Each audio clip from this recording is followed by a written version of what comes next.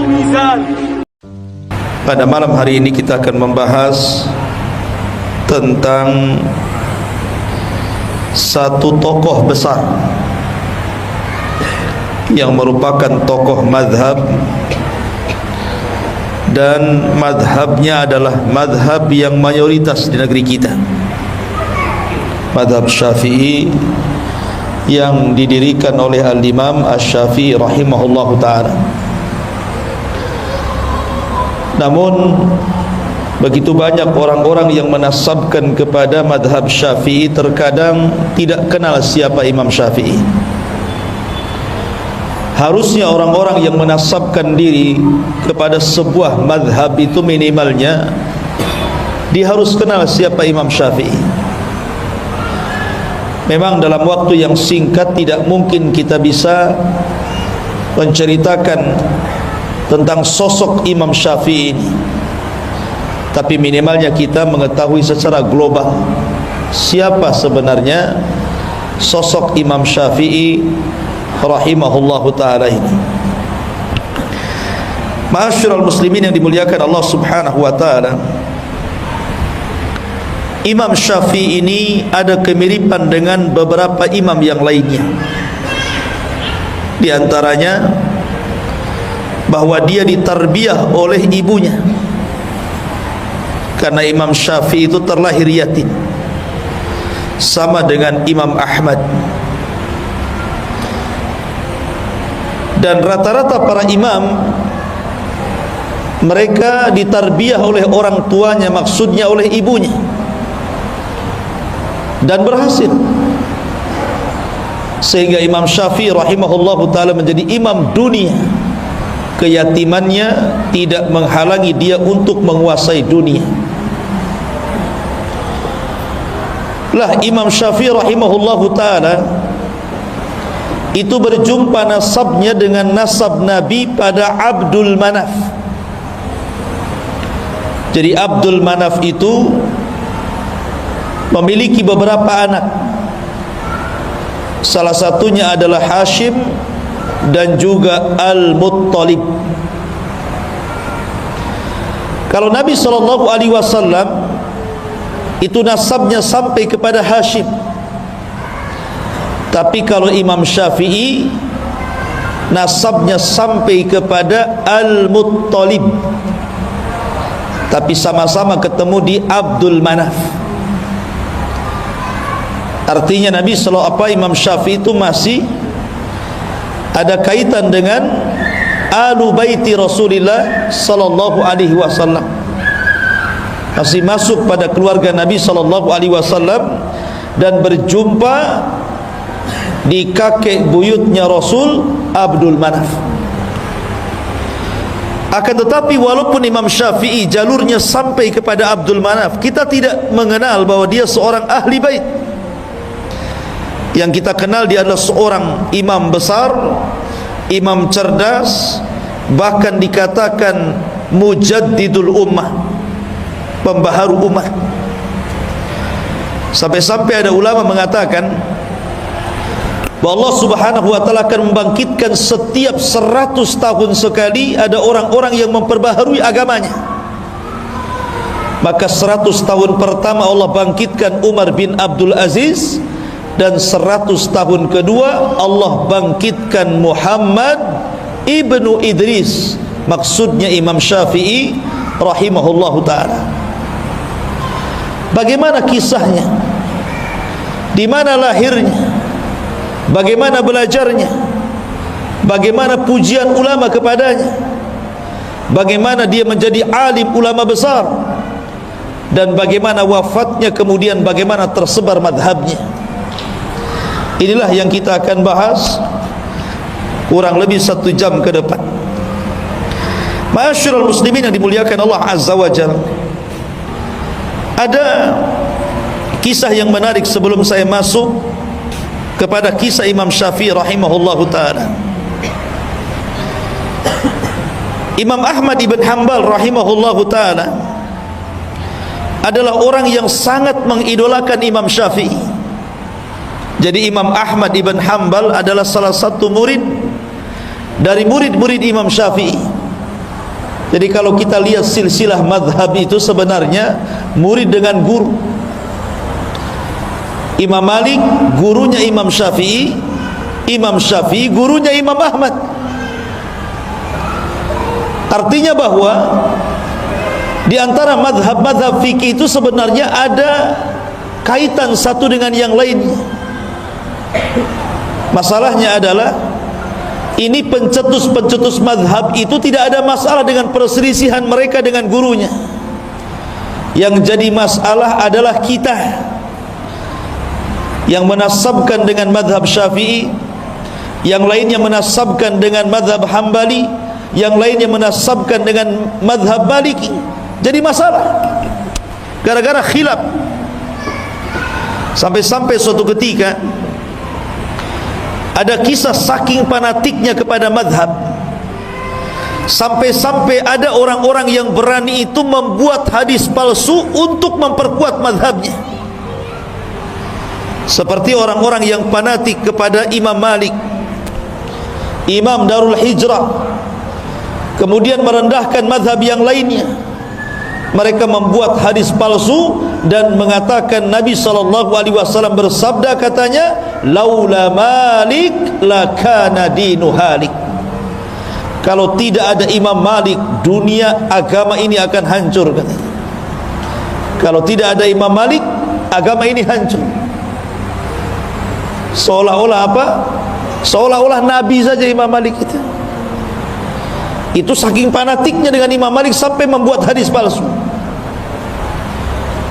Bahkan Hanafi, madhab Hanafi tidak kalah, tidak mau kalah. Kalau dalam madhab Maliki mereka membuat hadis palsu, kemudian untuk dinasabkan kepada madhabnya, madhab Hanafi juga punya hadis, katanya. Suatu ketika ada perdebatan antara seorang Hanafi dan Syafi'i, rupanya Hanafi kalah. Dikalahkan hujahnya oleh Syafi'i, oleh orang-orang yang menasabkan kepada madhab Syafi'i. Akhirnya mereka tidak terima. Kemudian mereka membuat hadis palsu dan mengatakan, ya'ti zamanun, akan datang zaman kepada kalian, ya. Akan datang kepada zaman, akan datang kepada kalian zaman di mana akan datang seseorang yang bernama Muhammad bin Idris, dan dia lebih bahaya dibandingkan iblis, katanya. Lihat, dicelanya Imam Syafi'i. Bahkan orang-orang yang bermadhab Hambali juga, mereka membuat hadis palsu dan mengatakan, fawasiyati li ummati an tatahambalu. Rasul bersabda, wasiat untuk umatku adalah hendaklah bermadhab Hambali, katanya. Muncul hadis-hadis ini, hadis-hadis maudhu, hadis-hadis palsu. Kenapa? Karena fanatik madhab. Sementara imam-imam madhab ini satu dengan yang lainnya guru dan murid. Imam Malik gurunya Imam Syafi'i, Imam Syafi'i gurunya Imam Ahmad. Kalau Abu Hanifah karena beda sendiri, dia berada di Syam, di Irak. Tetapi Imam Syafi'i rahimahullahu ta'ala berhasil mengumpulkan fikihnya Abu Hanifah dan juganya fikihnya Imam Malik, kemudian menciptakan madhab yang kita kenal dengan madhab Syafi'i itu. Menggabungkan dua madrasah, madrasah ahlu athar Imam Malik dan madrasah ahlul ra'i Abu Hanifah yang ada di Irak, karena cerdasnya Imam Syafi'i. Lah Imam Ahmad itu adalah penggemar Imam Syafi'i.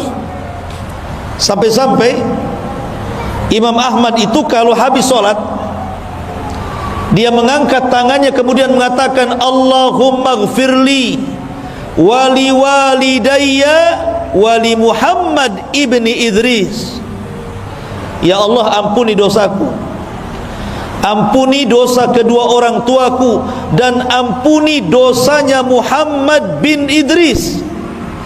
Siapa Muhammad bin Idris? Syafi'i. Jadi kalau antum ditanya siapa nama Imam Syafi'i, Muhammad ibnu Idris. Sampai-sampai anaknya Imam Ahmad namanya Abdullah, karena keseringan mendengar bapaknya itu selalu memuji Imam Ahmad, selalu memuji Imam Syafi'i, jadi dia penasaran, Kemudian dia mengatakan kepada bapaknya Imam Ahmad, wahai bapakku, seperti apa Imam Syafi'i itu?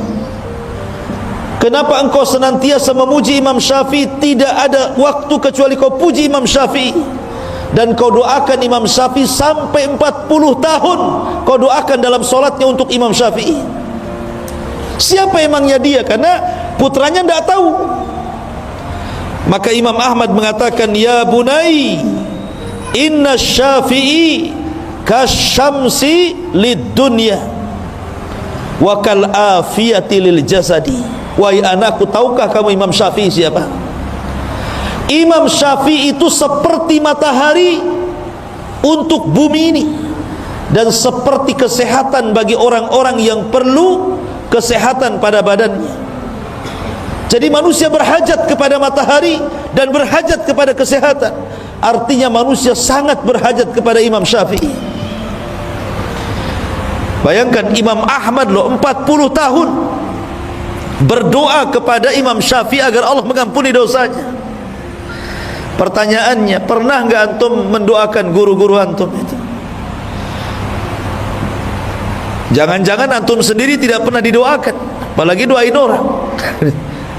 Orang tua antum aja enggak pernah didoakan gitu. Harusnya kita doakan guru-guru kita dalam setiap solat kita, dalam setiap doa kita, karena itu menunjukkan ketakwaan seseorang, menghormati guru-gurunya. Karena bagaimanapun guru-guru itu sudah berjasa kepada anda ini, minimalnya telah memberikan keterangan dan hidayah untuk menjelaskan mana yang baik dan mana yang buruk, dan itu tidak bernilai harganya. Ma'asyiral muslimin yang dimuliakan Allah Azza wa Jalla, bahkan dikatakan oleh Ibnu Katsir rahimahullahu ta'ala, jadi Imam Syafi'i itu bukan hanya satu ulama Imam Ahmad saja yang memujinya, tapi banyak para ulama memuji Imam Syafi'i. Sampai-sampai dikatakan oleh Abdurrahman ibn Mahdi. Abdurrahman ibn Mahdi dia seorang ulama besar yang ada di Baghdad, Irak.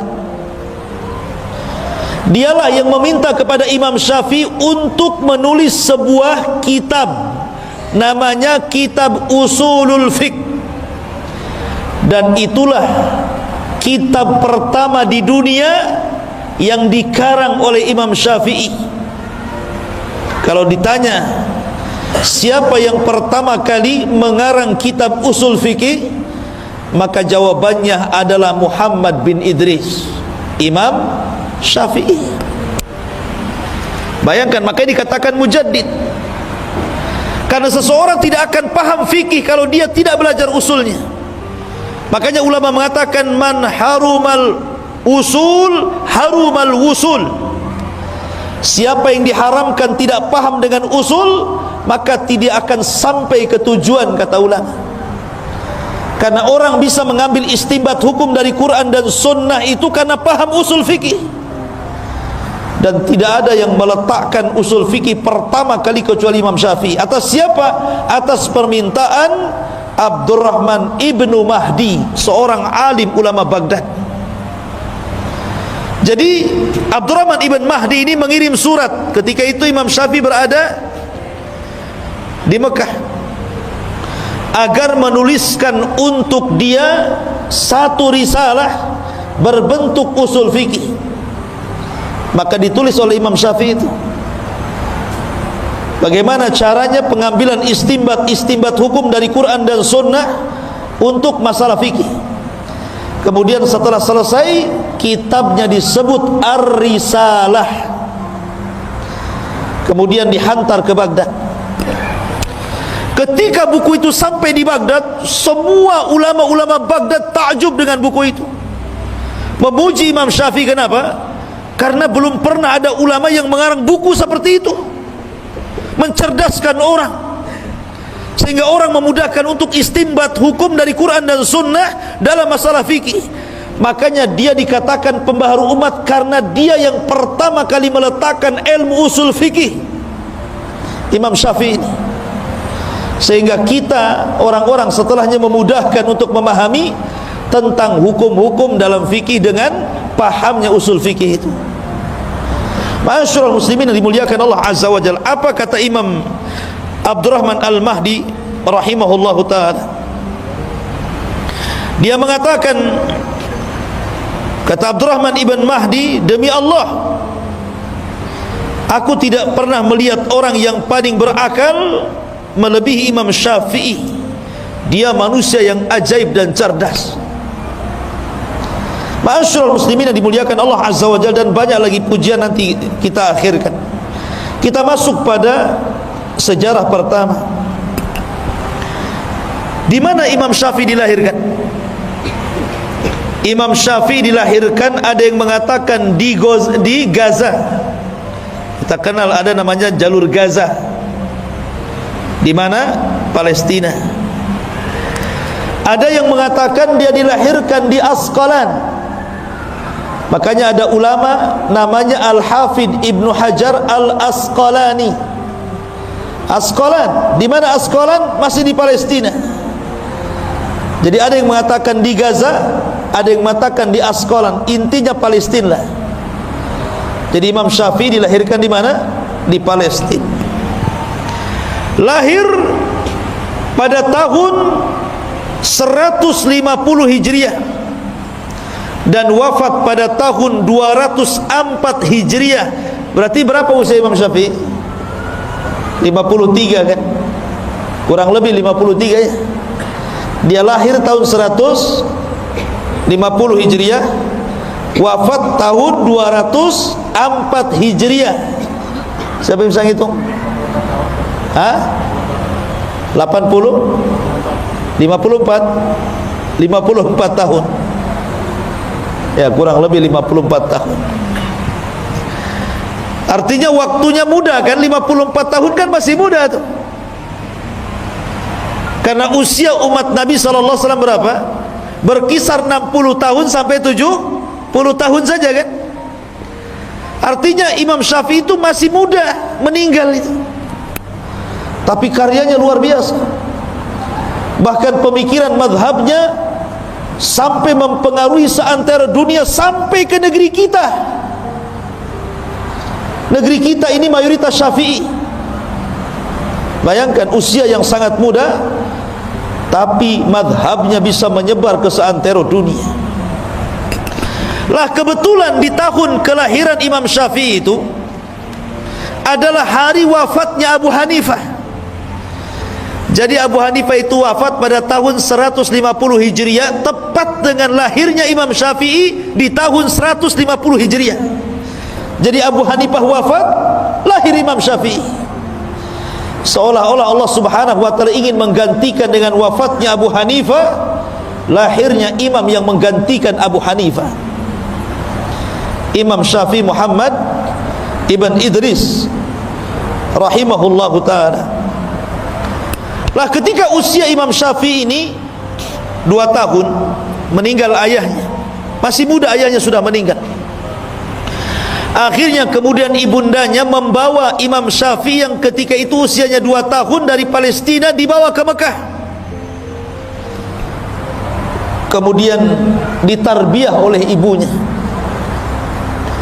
Ketika Imam Syafi'i kemudian mulai membesar, usianya sudah 5 tahun, 6 tahun, 7 tahun gitu ya, maka Imam Syafi'i itu dihantar sama ibunya untuk belajar Al-Quran, belajar menulis, belajar tajwid dengan ulama yang ada di Masjidil Haram.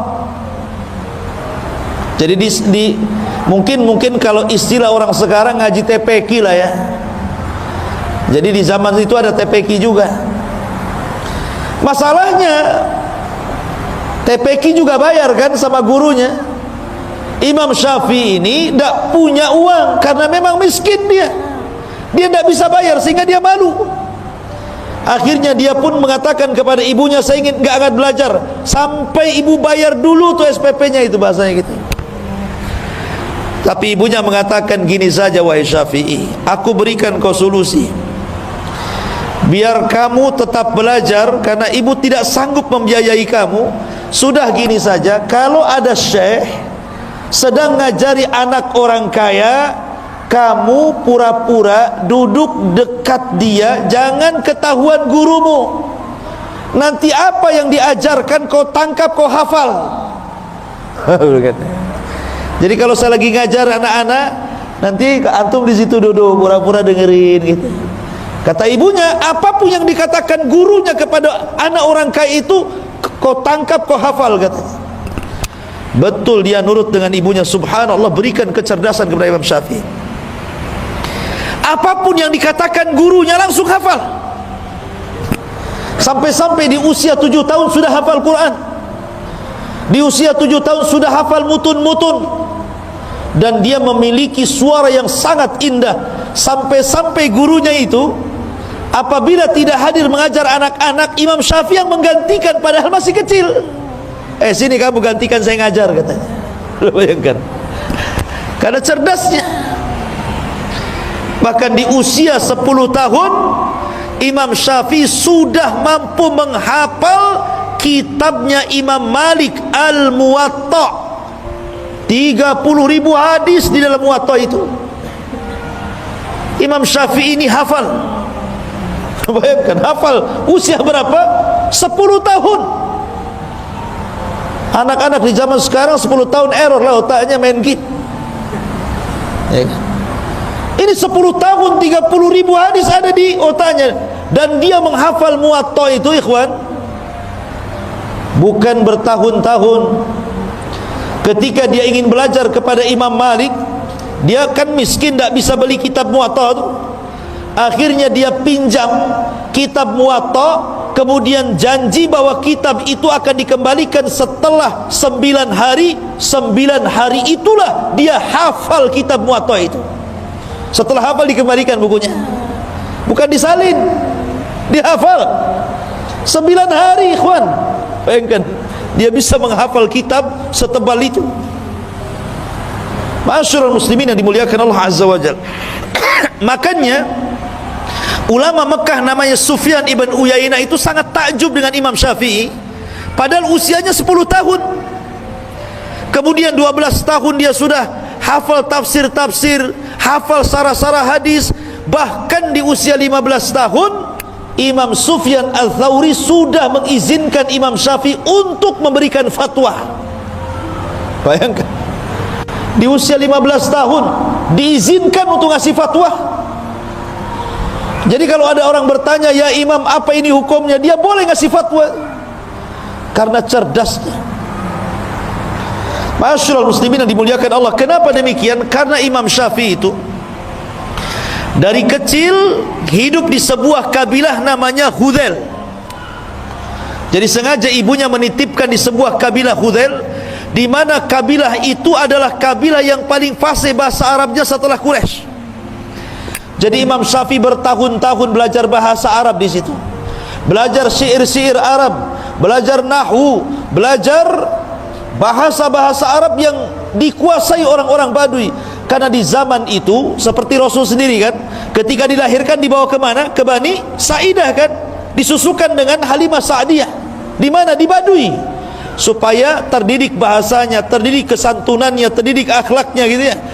Maka Imam Syafi'i juga sama, diletakkan di kabilah Hudzail, belajarlah bahasa Arab, belajar syair Arab dan begitu seterusnya. Jadi wajar kalau Imam Syafi'i itu orangnya paling cerdas dalam bahasa Arab, bahkan tidak ada lahan sama sekali ketika bicara.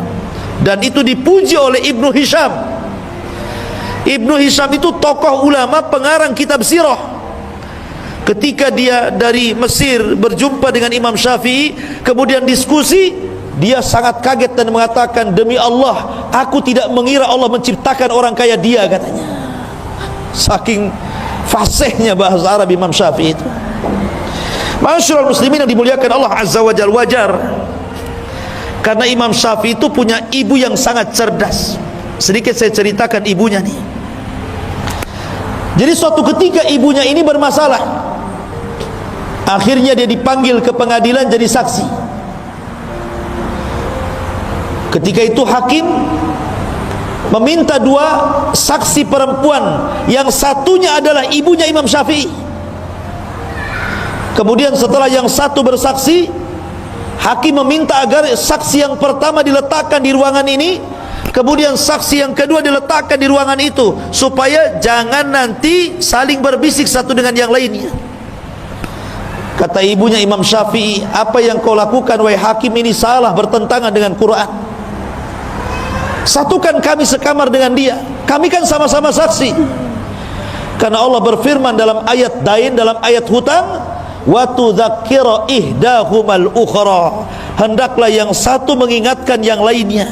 Jadi kalau aku lupa, dia ingatkan aku, kalau dia lupa, aku ingatkan dia. Kenapa dipisah katanya?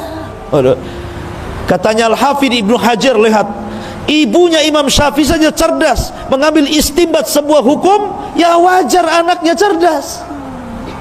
Karena ibunya cerdas memang Imam Syafi'i itu. Makanya nurun kecerdasannya kepada anak itu. Makanya antum yang muda-muda itu kalau cari istri yang cerdas, jangan yang bego ya. Nanti anaknya bebel pula. Ya. Ma'asyiral muslimin yang dimuliakan Allah Azza wa Jalla. Intinya bahwa Imam Syafi'i di usia 7 tahun sudah hafal Quran. Kemudian setelah kemudian dia belajar bahasa, kemudian sudah diizinkan untuk memberi fatwa itu di Mekah oleh Sufyan ibn Uyainah. Disitulah Imam Syafi'i ingin belajar kepada Imam Malik di Madinah. Ingat, Imam Malik saat itu adalah ulama dunia, ulama yang disegani oleh para penguasa. Karena di zaman Imam Syafi'i itu penguasanya siapa? Penguasanya Khalifah Harun ar-Rasyid. Jadi Imam Syafi'i itu hidup di zaman Khalifah Harun ar-Rasyid. Lah Imam Malik ini orang besar, dia ulama besar sampai dikenal satu dunia. Lah Imam Syafi'i belum dikenal, masih kecil. Dia ingin belajar kepada Imam Malik, tapi dia sudah persiapkan, dia sudah hafal muwatta'nya dulu. Akhirnya dia pun menyurati pemimpin Madinah, gubernur Madinah, agar memberikan menjadi perantara dia bisa belajar kepada Imam Syafi'i, kepada Imam Malik. Tapi gubernurnya ketakutan, tidak berani. Mana ada yang berani datang kepada Imam Malik, apalagi Imam Malik tidak mau perantara-perantara. Tetapi singkat cerita, akhirnya gubernur itu pun mengantar Imam Syafi'i dan berjumpa dengan Imam Malik. Imam Syafi'i masih kecil ketika itu. Akhirnya ketika Imam Malik melihat kecerdasan Imam Syafi'i, bagaimana dia sudah bisa menguasai kitabnya Muwatta', dia sudah hafal Quran, dia sudah hafal tafsir, dan dia memiliki bahasa yang luar biasa, Imam Malik pun takjub. Akhirnya kata Imam Malik, sudah, kamu belajar sama saya. Akhirnya kemudian Imam Syafi'i menjadi murid kekhususan Imam Malik. 9 tahun belajar dengan Imam Malik. Disedotnya ilmu Imam Malik itu luar biasa. Sampai akhirnya ma'asyiral muslimin yang dimuliakan Allah Azza wa Jalla, setelah kemudian 9 tahun dia pun belajar kepada Imam Malik rahimahullahu ta'ala dan mengambil seluruh ilmu Imam Malik. Maka dia meminta izin kepada Imam Malik untuk mengambil ilmunya Abu Hanifah. Di mana Abu Hanifah? Di Irak sana. Tapi kan Abu Hanifah sudah meninggal. Maksudnya belajar kepada murid-muridnya. Ketika melihat semangat Imam Syafi'i, Imam Malik mendukung. Kalau engkau ingin belajar kepada murid-murid Abu Hanifah, maka saya danai kamu. Oh, antum cari guru yang kayak gini. Ya, Ustaz tolonglah ongkosi saya ke Yaman. Jadi didanai sama Imam Malik itu. Berangkatlah Imam Syafi'i. Kemana? Ke Irak, ke Baghdad sana. Dan di Baghdad dia banyak ketemu murid-murid Imam Ahmad. Salah satunya adalah dia berjumpa dengan Muhammad Hasan Asy-Syaibani, kemudian Abu Yusuf Al-Qadhi, dan itulah 2 murid Abu Hanifah yang paling cerdas ketika itu. Jadi Imam Syafi'i kemudian berdialog, kemudian menyerap ilmunya Abu Hanifah. Disinilah Imam Syafi'i menggabungkan 2 madrasah yang berbeda. Kalau Imam Malik murni madrasahnya ahli hadis, tapi kalau Abu Hanifah madrasahnya ahlul ra'i. Ya, ahlul ra'i itu maksudnya apa? Banyak menggunakan akal. Ya, menggunakan akal untuk memutuskan sebuah perkara. Maka Imam Syafi'i menggabungkan dua mazhab yang berbeda ini. Ketika itulah Imam Syafi'i di Baghdad menulis satu kitab namanya Al-Hujjah, atau disebut dengan Risalah Awal, yang disebut dengan Qaulul Qadim namanya, ucapan Imam Syafi'i lama. Karena ketika Imam Syafi'i hijrah ke Mesir, kemudian wafat di Mesir, Imam Syafi'i menarik semua kata-kata dan fatwanya dalam kitab Al-Hujjah itu, kemudian ngarang buku lagi namanya Al-Um. Makanya Al-Um itu disebut Qaulun Jadid, perkataan yang baru. Jadi Imam Syafi'i itu punya fatwa lama, punya fatwa baru. Dan tidak mengapa seseorang itu berubah-ubah pendapat. Pamannya dulu pendapat dia seperti ini, kemudian belajar dapat ilmu baru, oh enggak benar yang dulu saya tinggalkan, yang barulah yang lebih kuat menurut saya. Tidak ada masalah. Ya. Karena Imam Syafi'i 99% fatwanya dirubah, bukan satu fatwa. 99% loh fatwanya dirubah. Jadi dari kaul qadim menjadi kaul jadid. Tetapi para ulama setelahnya ada yang kemudian memandang kaul qadim itu lebih kuat sehingga menguatkan kaul qadim, ada yang kemudian memandang kaul jadid lebih kuat, akhirnya merojehkan kaul jadid. Terjadilah khilaf antar madhab Syafi'i. Ya, gitu ya. Jadi di tubuh madhab Syafi'i itu banyak khilaf. Karena ada yang mengambil perkataan yang lama dari Imam Syafi'i, dan ada yang mengambil perkataan baru Imam Syafi'i, masalahnya. Tapi begitulah Imam Syafi'i, orang yang paling cerdas luar biasa. Jadi ketika Imam Syafi'i kemudian ke Baghdad, kemudian menyerap ilmunya orang-orang Baghdad dan mampu menguasai fikihnya Hanafi, kemudian dia akhirnya pulang lagi ke Mekah, ke Madinah. Ketika itulah kemudian dia ingin berangkat ke Yaman. Lihat para ulama ini, mereka kalau belajar itu rihlah, berjalan ke sana kemari. Tapi bukan jalan-jalan, betul-betul menuntut ilmu. Berangkatlah Imam Syafi'i ke Yaman. Di Yaman inilah Imam Syafi'i akhirnya belajar kepada orang-orang yang pakar-pakar firaq. Bahkan pernah belajar Syiah supaya membantah Syiah, bukan untuk belajar Syiah. Dia belajar Syiah itu untuk dibantah. Karena ada orang-orang Syiah yang mengatakan Syafi'i itu Syiah katanya. Enggak, Imam Syafi'i itu ahli sunnah. Lah, ketika kemudian di Yaman inilah Imam Syafi'i mempelajari banyak hal. Salah satu yang dipelajari adalah ilmu firasah.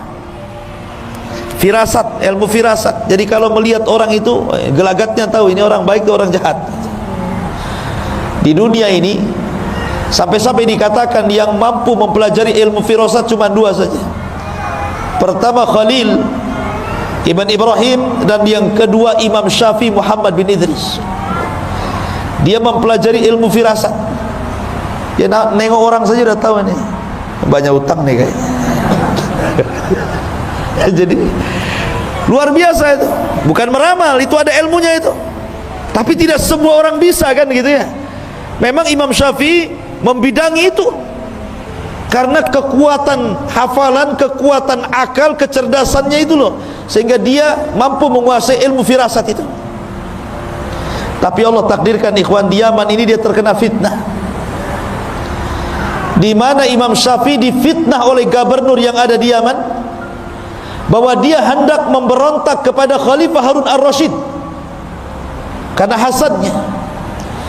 Para ulama-ulama sesat melaporkan kepada penguasa Yaman, kemudian akhirnya Imam Syafi'i ditangkap dengan beberapa ulama yang lainnya, kemudian dibawa ke Baghdad, dihadapkan kepada Khalifah Harun ar-Rasyid. Subhanallah, teman-temannya mati dipenggal. Ketika giliran Imam Syafi'i ini, wahai Syafi'i, Anda masuk sini. Kemudian khalifah bertanya, betul kau akan memberontak kepada diriku? Maka Imam Syafi'i menjelaskan bahwa tuduhan itu tidak benar. Ya kan, Imam Syafi'i harus masuk penjara dan disiksa di penjara. Tapi kemudian setelah mendengarkan dialog dan mengatakan, tidak mungkin aku memberontak kepadamu wahai khalifah. Kemudian dia mengatakan bahwa diriku ini hafal Quran, hafal tafsir, hafal hadis, hafal mutun. Disebutkan penguasaan dia tentang ilmu agama. Lah, Harun ar-Rasyid ini ulama juga walaupun dia khalifah. Karena Harun ar-Rasyid itu belajar kepada Imam Zuhri, belajar kepada ulama-ulama yang lain, sehingga Harun ar-Rasyid itu mengumpulkan dua keutamaan. Pertama khalifah, yang kedua ulama. Akhirnya kemudian ditanyalah Imam Syafi'i, apa pengetahuanmu tentang Quran, tentang hadis, tentang ini, tentang itu? Dijawab semuanya, termasuk tentang nasab. Imam Syafi'i paling tahu. Ya. Lah ketika itulah maka Imam Syafi'i, lah ketika persidangan itu ada Muhammad Hasan Asy-Syaibani yang suka diajak berdebat dengan Imam Syafi'i dan diambil ilmunya. Kemudian Imam Syafi'i menunjuk, sesungguhnya yang tahu diriku adalah dia, maksudnya Muhammad Hasan Asy-Syaibani. Kemudian Muhammad Hasan Asy-Syaibani mengatakan kepada khalifah, ya, saya tidak yakin kalau tuduhan itu ada pada orang itu, maksudnya Imam Syafi'i. Akhirnya Khalifah Harun ar-Rasyid melepaskan Imam Syafi'i. Jadi ulama itu ada saja ujiannya, ikhwannya. Masuk penjara, dipanggil khalifah, kemudian diancam untuk dibunuh, ya. Itulah para ulama. Ma'asyiral muslimin yang dimuliakan Allah Azza wa Jalla. Kemudian setelah Imam Syafi'i, beliau ke Yaman dan belajar berbagai macam ilmu. Maka kemudian Imam Syafi'i pun kembali ke Mekah dan sempat kemudian memberikan fatwa di sana. Tapi kemudian setelah itu Imam Syafi'i kemudian safar lagi ke Mesir, dan itu ketika mendekati usia 50 tahun. Dia ke Mesir. Di Mesir inilah dia mengarang kitab Al-Itu. Yang menarik, perkataan lamanya dalam kitab Al-Hujjah ditarik semuanya, kemudian mengarang satu kitab dan hanya 5 tahun di Mesir. Akhirnya Imam Syafi'i pun meninggal dunia di Mesir. Itulah sejarah singkat Imam Syafi'i. Baik, kita akan membahas beberapa akhlak, ketakwaan dan keajaiban Imam Syafi'i. Ma'asyiral muslimin yang dimuliakan Allah Subhanahu wa taala, Imam Syafi'i ini dikenal ketakwaannya. Suatu ketika berkumpullah Imam Syafi'i, kemudian Sufyan ibn Uyainah, kemudian para ulama yang lain di hadapan Khalifah Harun ar-Rasyid. Ketika itu Harun ar-Rasyid meminta agar salah satu ulama itu memberikan nasihat. Cobalah kalian memberikan nasihat. Bentar ya, kok makin kecil saja suaranya, habis baterai. Lah ketika itu kemudian Khalifah meminta Imam Syafi'i memberikan nasihat, tapi Imam Syafi'i tidak mau. Kenapa? Karena ada gurunya Sufyan ibn Uyainah. Kata Sufyan ibn Uyainah, yang lain saja. Begitulah ulama, kalau disuruh itu melempar-lempar juga ya. Kamu saja, kamu saja. Sampai-sampai ada cerita, ini ada ustad-ustad di Jawa ini. Ditanya, Pak Ustad, ini hukumnya apa? Kata ustad ini, ikiai katanya. Tahu ikiai? Ini saja. Yang satunya ikiai katanya. Terakhir jawab, oh itu kiai katanya. Itulah nama kiai itu diambil dari ikiai itu. Kan kita. Ma'asyiral muslimin, enggak, ini canda. Jadi akhirnya kemudian karena tidak ada yang yang berbicara untuk memberikan nasihat, akhirnya Harun ar-Rasyid dia yang kemudian memberikan nasihat. Kemudian dia bacakan ayat-ayat, kemudian dia bacakan hadis-hadis Nabi SAW dan perkataan para sahabat Rasul. Subhanallah, Imam Syafi'i ini dikenal kalau dinasihati dia menangis kemudian pingsan. Jadi kalau dia mendapatkan nasihat yang menyentuh itu, langsung menangis kemudian pingsan. Sampai-sampai ketika Harun ar-Rasyid kemudian memberikan nasihat, tahu-tahu Imam Syafi'i nangis kemudian pingsan, langsung berhenti dia. Dan orang-orang mengatakan, apakah dia mati katanya? Apakah dia mati katanya kan? Rupanya dia hanya pingsan saja. Sampai seperti itu orang mendengar nasihat nangis kemudian pingsan. Ini kalau tidak bersumber dari hati yang ikhlas, tidak mungkin seperti itu. Kemudian kisah yang kedua, suatu ketika Imam Syafi'i ini sakit. Ada muridnya namanya Rabi' ibn Sulaiman. Rabi' ibn Sulaiman salah satu dari alim Baghdad, berziarah kepada Imam Syafi'i, gurunya ketika itu sedang sakit. Ketika sampai saja di rumah Imam Syafi'i lagi terbaring itu lemas. Akhirnya kemudian kata Rabi' ibn Sulaiman, dia pun mendoakan Imam Syafi'i dan mengatakan, qawwallahu dha'faka ya imam, qawwallahu dha'faka ya imam. Kalimat qawwallahu dha'faka ya imam itu memiliki dua makna. Makna yang pertama, qawwa itu artinya semoga Allah menguatkan kelemahanmu hai imam, maknanya dihilangkan penyakitnya. Tapi makna yang kedua, maksudnya menguatkan kelemahannya sehingga makin lemah lagi, kan begitu ya. Kalimat itu kan ada dua makna ya, semoga Allah menguatkan kelemahanmu. Ini bisa diartikan maksudnya lemahnya itu supaya lebih lemah lagi, ataukah supaya lemahnya dihilangkan, kan begitu ya kalimat itu kan. Jadi Imam Syafi'i tersenyumlah. Kamu mengatakan qawwallahu dha'fi idzan qatalani. Kalau engkau mengucapkan seperti itu, sama aja kau bunuh aku katanya. Jangan gitu. Karena apa? Imam Syafi'i guyon sebenarnya. Dia paham tak mungkinlah Rabi' bin Sulaiman itu maksudnya kalimat qawwallahu dha'fak itu supaya ditambah kelemahannya. Imam Syafi'i gurunya. Tapi karena ada dua kalimat, ada satu kalimat memiliki dua makna, Imam Syafi'i masih bercanda ketika sakit itu. Idzan qatalani. Kalau kau ngomong begitu, kau hendak membunuhku ya, supaya kelemahanku bertambah. Tapi Imam Syafi'i mengatakan tidak ya, saya yakin dengan dirimu wahai Rabi, sekalipun engkau mencelaku, kata Imam Syafi'i, lau sabbabtani la alimtu anta la taqsuduni. Sekalipun kau mencelaku, saya yakin kau tidak bermaksud untuk mencela kepada aku. Begitu. Lihat bagaimana husnudzonnya kepada manusia. Kalau ada yang mencela dirinya, oh itu mungkin karena lagi marah. Kalau ada yang menghina kita, oh mungkin dia lagi ada masalah, oh, dikasih uzur gitu lah. Itulah Imam Syafi'i. Kalau kita enggak, ada orang mandang kita, langsung kita ini sewot. Ngapain pandang-pandang? Padahal enggak ngomong tuh, baru pandangan saja sudah sewot.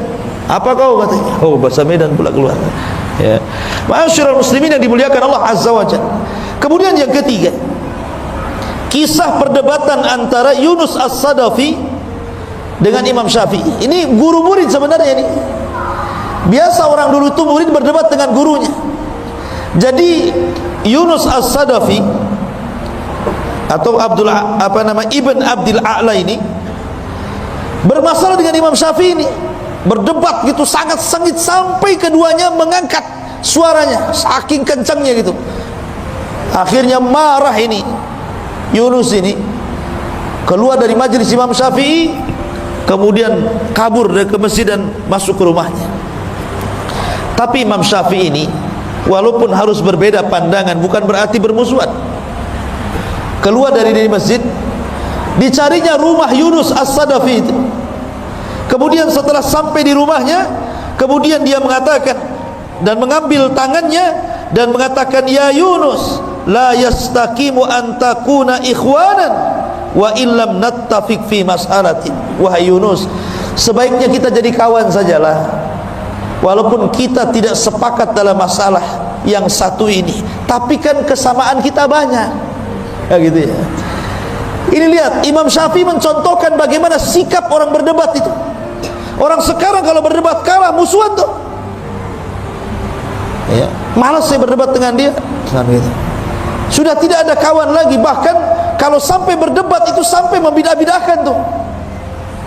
Itu ahli bid'ah itu hizbi itu hati-hati itu. Ya, itu jangan ke situ tuh. Sampai seperti itu. Kadang-kadang sesama orang ngaji itu berdebat seperti itu kan. Gara-gara ngaji sama ustaz ini nggak boleh ngaji sama ustaz itu katanya.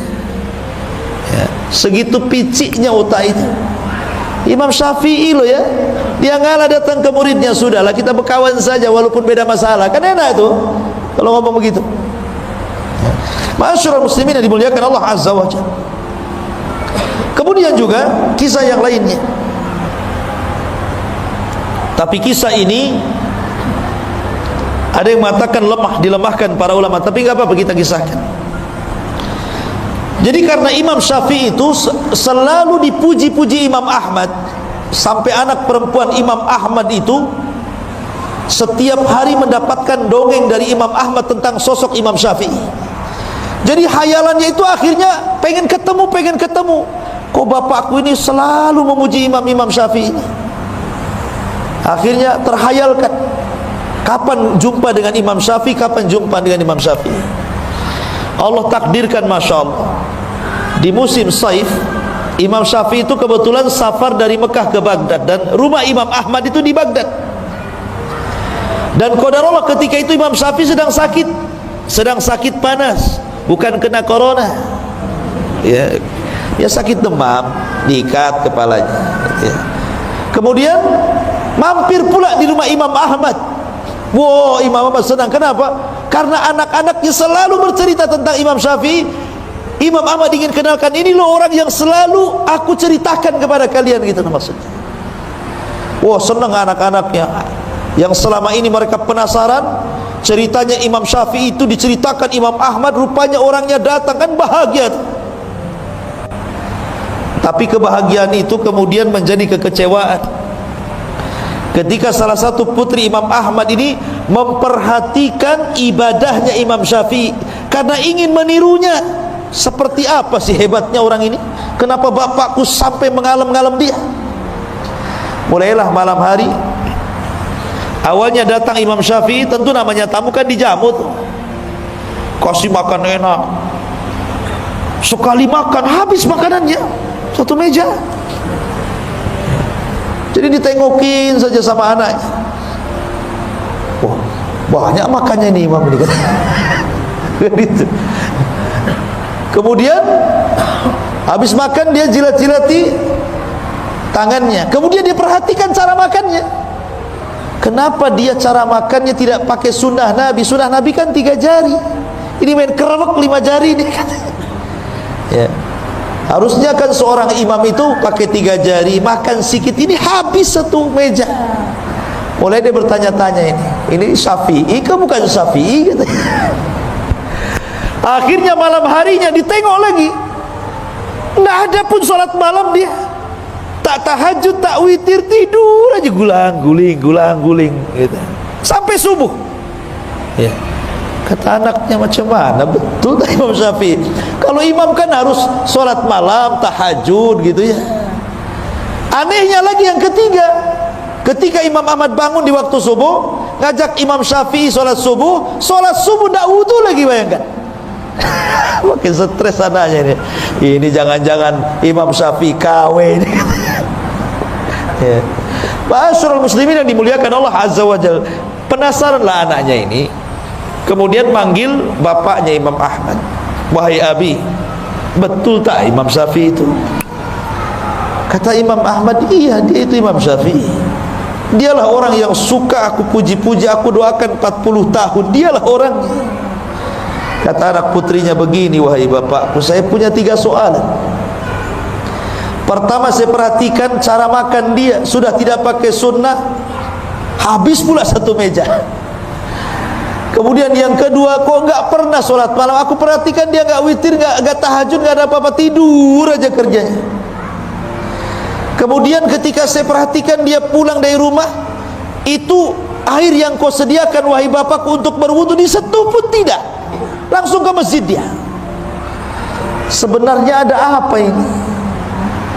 Akhirnya Imam Ahmad juga penasaran, ingin tanya juga sama Imam Syafi'i pertanyaan tiga perkara dari anaknya. Mulailah kemudian Imam Syafi'i ditanya tentang 3 soalan dari anaknya itu. Imam Syafi'i ini orang cerdas ya, dia ada jawabannya.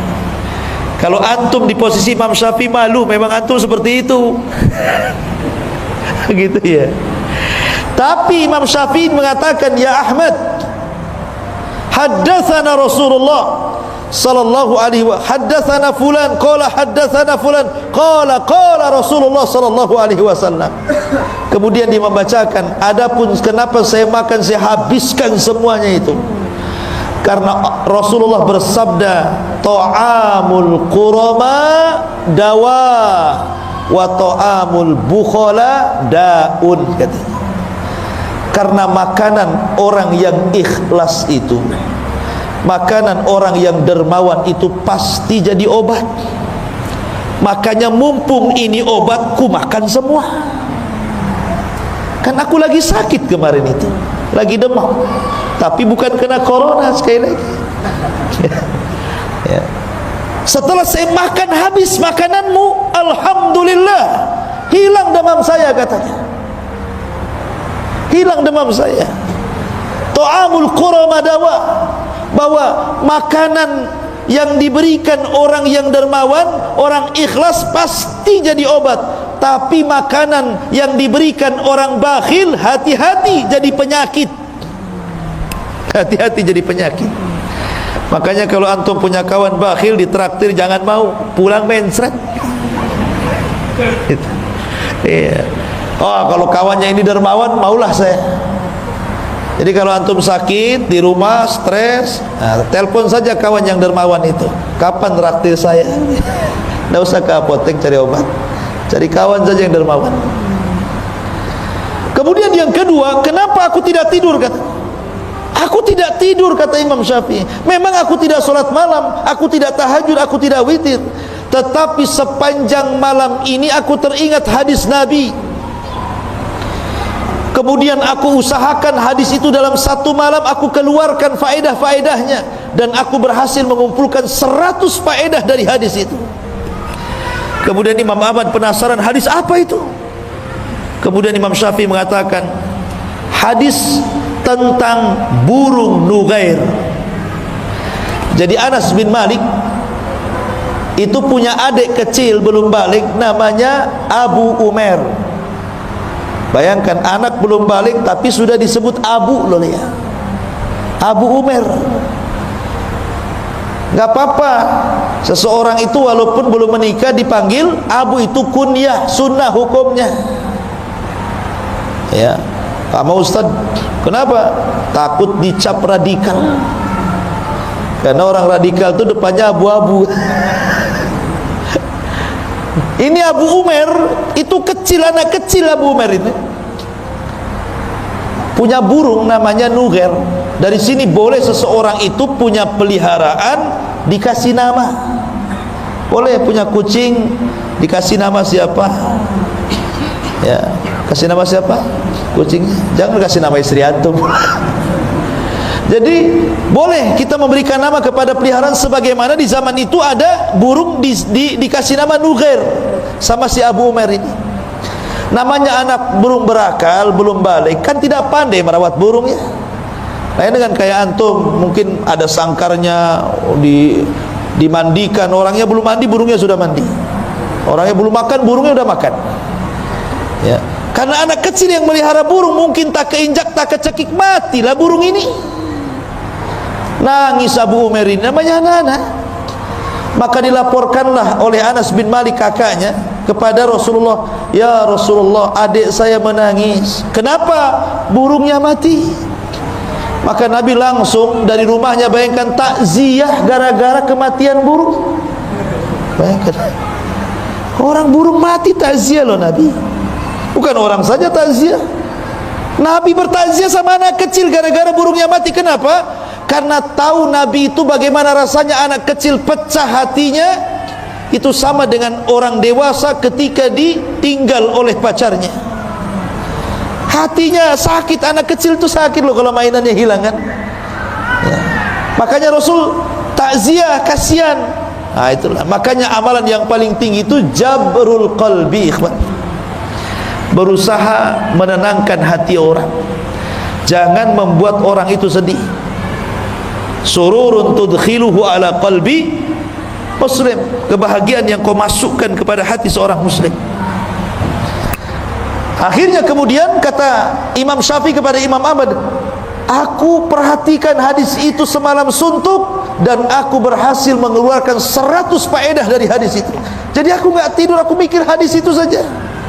Kata Imam Ahmad, coba sebutkan apa faedahnya. Disebutkan 1, 2, 3 sampai 100. Subhanallah, kata Imam Ahmad, aku belum pernah mendapatkan faedah sebaik ini. Adapun aku subuh tidak wudu, bukan berarti aku tidak berwudu, karena aku belum batal dari wudu isya, makanya aku gunakan untuk sholat subuh. Kan dia gak tidur. Tuh, ini kalau ulama ada jawabannya. Kalau antum malu besok gak mau lagi ke situ. Ya kan? Tetapi ikhwan, kisah ini dikritik para ulama. Kisah ini gak benar. Bahkan hadis tadi juga tentang masalah makanan orang-orang yang ikhlas dan juga orang-orang dermawan itu obat, hadisnya maudhu, sebagaimana dikatakan Imam Zahabi rahimahullahu ta'ala. Tapi kisah ini masyhur masalahnya. Kisah ini masyhur di masyarakat tentang Imam Ahmad Imam Syafi'i yang bertamu kepada Imam Ahmad ini. Makanya harus disebutkan tentang derajatnya. Taib. Ma'asyiral muslimin yang dimuliakan Allah Subhanahu wa ta'ala. Kemudian suatu ketika Imam Syafi'i ini pulang dari Baghdad. Karena dia tidak mau mengganggu Imam Malik yang sedang mengajar. Karena pasti kalau dia tahu dirinya datang, pasti akan berhenti belajar, pasti akan menyalami dan memeluknya, dan nanti masalah ini orang belajar ini terganggu. Dia tidak mau mengganggu orang yang sedang belajar. Sehingga Imam Syafi'i supaya tidak ketahuan oleh Imam Malik kedatangannya, dia pun diselendangkan mukanya, jadi hanya nampak matanya saja. Kemudian berbaur dengan murid-muridnya yang masuk kepada halaqahnya Imam Malik. Lah Imam Syafi'i pun duduk di halaqah itu, nggak tahu Imam Malik kalau di situ ada Imam Syafi'i muridnya itu. Dan Imam Syafi'i pun tidak mau ngasih tahu karena takut mengganggu orang yang sedang belajar. Rupanya ketika Imam Malik sedang mengajar, kemudian dia ditanya sebuah persoalan, tidak bisa jawab. Akhirnya dilemparkan ke murid-muridnya, siapa di antara kalian yang bisa menjawab pertanyaan muskilah ini? Semua diam, tidak ada yang bisa menjawab. Kata Imam Syafi'i kepada orang sebelahnya, jawab, begini loh jawabannya. Wes. Akhirnya berdiri, saya Imam Malik. Kata Imam Malik, fadhal. Dijawab, benar. Imam Malik heran, kenapa dia bisa tahu? Ya. Kau berdiri. Ya. Bagaimana kau bisa tahu? Kata orang ini, nih sebelah kan. Ini sebelah yang ngasih tahu kan ya. Imam Syafi'i subhanallah, dia berusaha untuk jangan sampai tahu. Akhirnya dibuka juga, tahu juga Imam Malik dan Imam Syafi'i. Subhanallah ikhwan. Begitulah para ulama ya. Kadang ada waktu-waktu seperti ini kondisinya. Ma'asyiral muslimin yang dimuliakan Allah Subhanahu wa ta'ala. Kemudian juga dijelaskan beberapa kisah juga tentang Imam Syafi'i, bahwa suatu ketika Imam Syafi'i rahimahullahu ta'ala,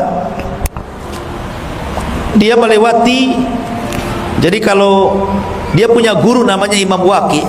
Imam Waqi' itu gurunya Imam Syafi'i. Ini rumah Imam Syafi'i, ini pasar, ini rumahnya Imam Waqi'. Jadi kalau seandainya Imam Syafi'i kemudian mencari ilmu kepada Imam Waqi' itu harus berjalan persis di depan pasar, sehingga akhirnya mengurangi hafalannya. Dia pun mengadu kepada Imam Waqi dan mengatakan, syakautu ila Waqi su'a hifdin fa arsyadani bi antarkil ma'asi wa'lam bi annal ilma nurun wa nurullah la yuhda lil asi. Aku mengadu kepada Imam Waqi tentang buruknya hafalanku, maka Waqi pun memberikan nasihat agar aku meninggalkan maksiat. Ketahuilah bahwa ilmu itu cahaya, dan cahaya Allah tidak mungkin menembus hati orang yang bermaksiat. Ketika dia mendengar wejangan Imam Waqi ini, dia berpikir, maksiat apa yang aku sudah lakukan ini? Kenapa hafalanku makin berkurang, padahal sudah ku coba. Jadi dia berpikir gitu kan, oh betul kata guruku ini, bahwa yang membuat aku ini hilang hafalan gara-gara maksiat. Tapi maksiat apa? Gitu ya. Dipikir, akhirnya dia baru paham. Jangan-jangan gara-gara lewat di depan pasar. Bayangkan Imam Syafi'i lewat di depan pasar, merutul hafalannya. Padahal nggak ngapa-ngapain, lewat depan pasar aja. Akhirnya keesokan harinya, ketika dia sudah tahu sebabnya, dia ganti rutenya. Jadi nggak mau lagi lewat depan pasar, lewat belakang pasar dia. Setelah lewat belakang pasar, kuat lagi hafalannya. Ya, itu lama dulu ikhwan. Ya. Kenapa? Karena di pintu pasar itu banyak kemaksiatan di situ. Pasar itu kan tempat perangnya setan, ikhwan. Setan itu kalau mau perang dia ke pasar, bawa bendera, ditancapkan bendera perangnya itu. Makanya Rasul mengatakan, seburuk-buruk tempat pasar, sebaik-baik tempat masjid. Tapi pasar sekarang ini luar biasa. Lihat mall itu, orang masuk saja tidak mau keluar. Disulap di zaman sekarang ini. Seburuk-buruk tempat jadi seindah-indah tempat. Kan itu. Jadi Imam Syafi'i ini kalau lewat pasar ini, karena menyaksikan banyak maksiat dalam pasar itu yang mengurangi, padahal dia tidak ikut terlibat dalam kejahatan itu, dalam maksiat dalam pasar itu. Tapi itu sudah bisa mempengaruhi loh ya. Coba pengaruhi. Jadi sebenarnya yang membuat kita tidak cerdas, yang membuat kita hafalannya hilang, yang membuat kita tidak hafal. Pamannya kita ini membaca, anggaplah kemarin hafal wadduha, kemudian sekarang hafal watini, wadduhanya hilang, watininya hafal. Besoknya kulhu, watininya hilang, kulhunya yang hafal. Kan ada tuh yang seperti itu. Itu bukan nambah hafalan, ganti hafalan tuh.